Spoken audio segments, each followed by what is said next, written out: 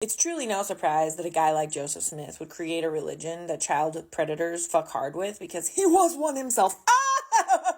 But don't tell the Mormons, what are they going to pay that tithing for? Hi, my name is Em, and I survived childhood sexual abuse and the cult of Mormonism, and I'm here to talk to you about both. I knew I was a conservative Mormon child, a bush-loving conservative child, ready to build forth the kingdom of God, before I knew what my labia was. Which is super funny, because my labia was actively being touched by people, by Mormons. But don't tell them, what are they going to believe in? Honestly, I attribute this so much to how busy Mormons must stay. The church keeps them busy on purpose, especially now, because you can Google anything, even though the church tells you not to. The church says, don't use Google. It's not accredited by God's source.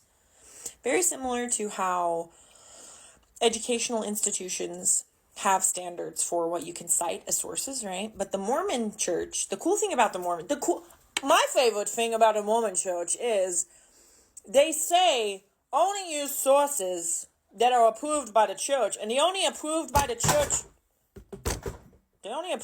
church sources are the sources approved by the church.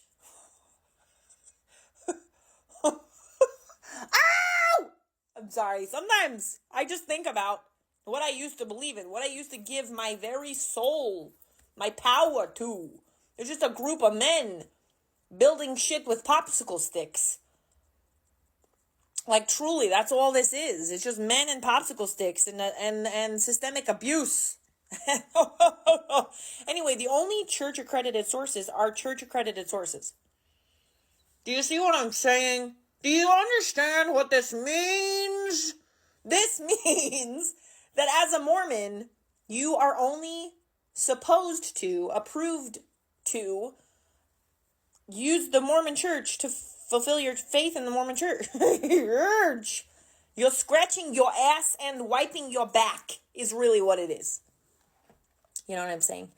So, as a Mormon, you stay busy. You're actively engaged in a good cause. Okay, so let me just day in the life of a Mormon. Day in the life of a Mormon.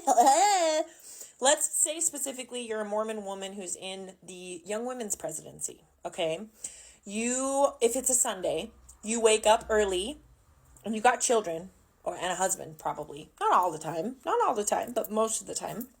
Married sisters with children are called to these positions. You wake up early and you make breakfast for your family. You don't go out. You don't go buy anything on Sunday. So you have to have already